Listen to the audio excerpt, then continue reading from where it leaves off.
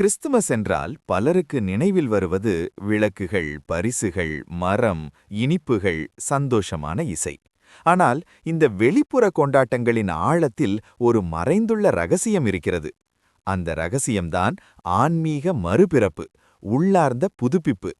Christmas என்பது ஒரு வரலாற்றுச் சம்பவத்தை நினைவுகூரும் நாள் மட்டுமல்ல, அது மனித உள்ளத்தின் ஆழத்தில் நடக்க வேண்டிய ஒரு மாற்றத்தின் அழைப்பு. C.S. லூயிஸ் கூறிய எண்ணங்களைப் போல கிறிஸ்துமஸ் நமக்கு தேவனை தேடும் பயணத்தை அல்ல, தேவன் மனிதனை தேடி வந்த பயணத்தை நினைவூட்டுகிறது. அந்த உண்மைதான் ஆன்மாவை மெதுவாக தொடுகிறது, உடைந்த இதயங்களை சீரமைக்கிறது, சோர்ந்த மனங்களுக்கு புதிய ஒளியை அளிக்கிறது. மனித வாழ்க்கை பெரும்பாலும் சத்தங்களால் நிரம்பியுள்ளது. வேலை, கவலை, எதிர்பார்ப்பு, ஏமாற்றம், வெற்றி, தோல்வி ஆகிய அனைத்தும் ஒன்றோடொன்று கலந்தே நம் மனதில் ஒலிக்கின்றன. இந்த சத்தங்களுக்குள் நமது ஆன்மா மெதுவாக சோர்ந்து விடுகிறது. நாமே அதை கவனிக்காமல் உள்ளே ஒரு வெற்றிடம் உருவாகிறது. அந்த வெற்றிடத்தை நாம் பொருள்களால், உறவுகளால், சாதனைகளால் நிரப்ப முயல்கிறோம். ஆனால் அவை எதுவும் நீண்ட காலம் நிலைக்காது. C.S. லூயிஸ் சொல்வது போல், இந்த உலகில் எதுவும் நம் ஆன்மாவின் ஆழ்ந்த ஏக்கத்தை முழுமையாக நிறைவேற்ற முடியாவிட்டால் அது நம்மை இந்த உலகுக்காக மட்டும் படைக்கவில்லை என்பதற்கான சான்றாக இருக்கலாம். கிறிஸ்துமஸ் அந்த உண்மையை மென்மையாக நம் மனத்தில் பதிய வைக்கிறது. கிறிஸ்துமஸ் கதை ஒரு அரண்மனையில் தொடங்கவில்லை. அது செல்வ செழிப்பின் மையத்தில் நிகழவில்லை. ஒரு எளிய மாட்டுத் தொழுவத்தில், மனிதர்களால் பெரிதாக கவனிக்கப்படாத இடத்தில் அது ஆரம்பித்தது.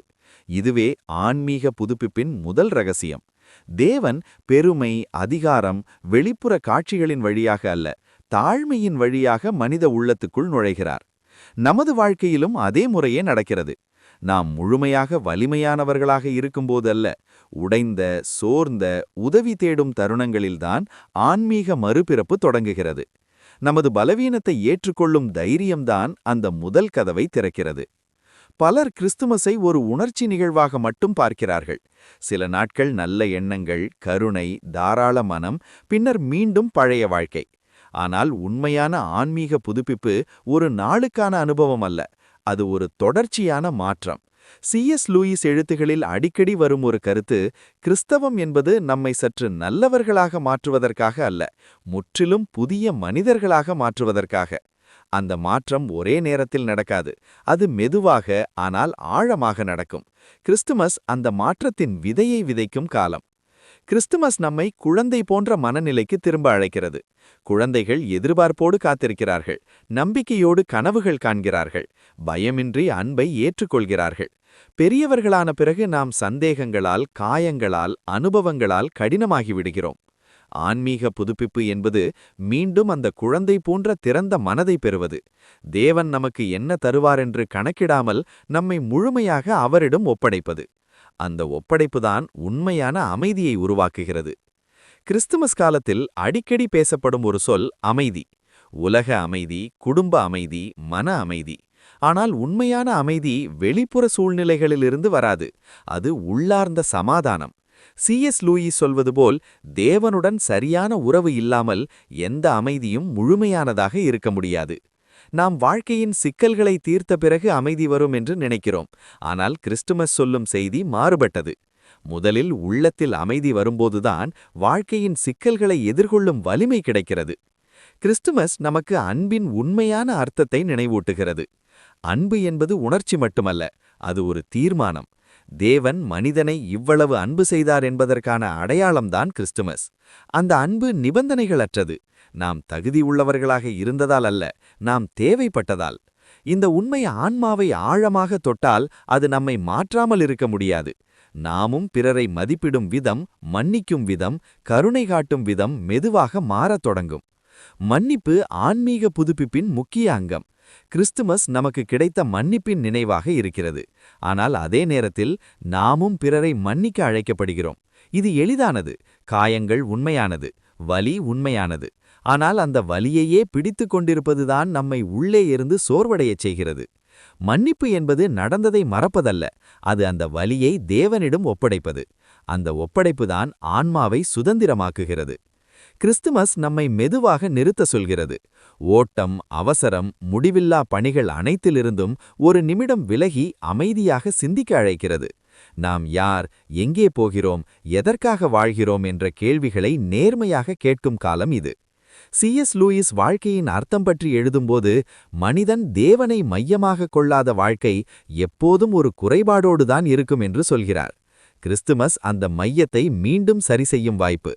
ஆன்மீக புதுப்பிப்பு ஒரே நேரத்தில் பெரிய மாற்றமாக தெரியாமல் இருக்கலாம். சில நேரங்களில் அது சிறிய எண்ண மாற்றமாக தொடங்கலாம். கோபத்திற்கு பதிலாக பொறுமை, சுயநலத்திற்கு பதிலாக தாராளம், பயத்திற்கு பதிலாக நம்பிக்கை. இந்த சிறிய மாற்றங்களே காலப்போக்கில் ஒரு புதிய மனிதனை உருவாக்குகின்றன. கிறிஸ்துமஸ் அந்த மாற்றத்தின் தொடக்க குரல். கிறிஸ்துமஸ் கதை இருளில் ஒளி தோன்றிய கதை. அந்த இருள் வெறும் நரவு மட்டுமல்ல, அது மனித உள்ளத்தின் இருள். பயம், சந்தேகம், குற்ற உணர்வு, நம்பிக்கை இழப்பு. அந்த இருளுக்குள்தான் ஒளி வந்தது. இதுவே ஆன்மீக புதுப்பிப்பின் மையம். நமது இருளை மறைக்காமல் அதற்குள் ஒளியை வரவேற்பது. தேவன் நமது பிழைகளை அறியாதவர் அல்ல, ஆனால் அவர் அவற்றை கடந்தும் அன்பு செய்கிறார் என்ற உண்மைதான் நம்பிக்கையை அளிக்கிறது. பலர் கிறிஸ்துமஸை கடந்தகால நினைவாக பார்க்கிறார்கள், ஆனால் அது நிகழ்கால அனுபவமாக மாறும்போதுதான் அதன் சக்தி வெளிப்படும். இன்றும் இப்போது நமது வாழ்க்கையில் தேவன் பிறக்க அனுமதிக்கிறோமா என்ற கேள்விதான் முக்கியம். அந்த பிறப்பு நமது சிந்தனைகளில், உறவுகளில், முடிவுகளில் பிரதிபலிக்க வேண்டும். அப்போதுதான் ஆன்மீக புதுப்பிப்பு உண்மையான மாறும். கிறிஸ்துமஸ் நம்மை எதிர்காலத்தை நோக்கியும் பார்க்க வைக்கிறது. நம்பிக்கை என்பது கிறிஸ்துமஸ் மெசேஜின் இதயம். வாழ்க்கை எவ்வளவு சிக்கலாக இருந்தாலும் கடைசி வார்த்தை இருளுக்கல்ல, ஒளிக்கே என்ற நம்பிக்கை. C.S. லூயிஸ் தனது எழுத்துகளில் இந்த நம்பிக்கையை அடிக்கடி வலியுறுத்துகிறார். துன்பம் இறுதி உண்மை அல்ல, அது ஒரு பெரிய கதையின் ஒரு பகுதி மட்டுமே. இந்த நம்பிக்கைதான் ஆன்மாவை மீண்டும் எழுப்புகிறது. கிறிஸ்துமஸ் காலத்தில் நாம் பிறருக்கு பரிசுகள் கொடுக்கிறோம். ஆனால் உண்மையான பரிசு நம்மையே மாற்றிக்கொள்வது. அதிகமாக நேசிக்கும் மனிதராக, அதிகமாக மன்னிக்கும் மனிதராக, அதிகமாக உண்மையான மனிதராக மாறுவது. இந்த மாற்றம் உலகத்தை உடனடியாக மாற்றும் போல தோன்றலாம். ஆனால் ஒவ்வொரு மாற்றப்பட்ட இதயமும் உலகின் இருளை சற்றே குறைக்கிறது. கிறிஸ்துமஸ் அந்த மாற்றத்தின் தொடக்கத்தை நினைவூட்டுகிறது. ஆன்மீக புதுப்பிப்பு ஒரு இலக்கல்ல, அது ஒரு பயணம். அந்த பயணத்தில் சந்தேகங்களும் இருக்கும், வீழ்ச்சிகளும் இருக்கும்.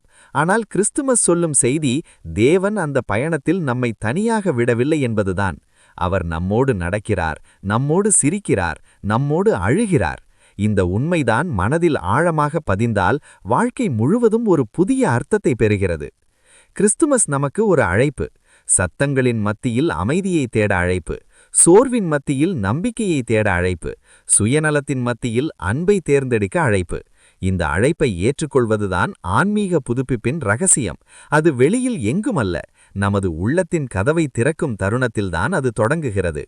இந்த கிறிஸ்துமஸ் காலம் ஒரு சாதாரண காலமாக கடந்து போகாமல் ஒரு ஆழ்ந்த ஆன்மீக அனுபவமாக மாறட்டும். வெளிப்புற கொண்டாட்டங்கள் முடிந்த பிறகும் உள்ளார்ந்த ஒளி தொடர்ந்து பிரகாசிக்கட்டும். நமது வாழ்க்கை முழுவதும் அந்த ஒளியின் சாட்சியாக மாறட்டும். இதுவே கிறிஸ்துமஸின் உண்மையான ரகசியம், ஆன்மீக புதுப்பிப்பின் இற்றிய அழகு.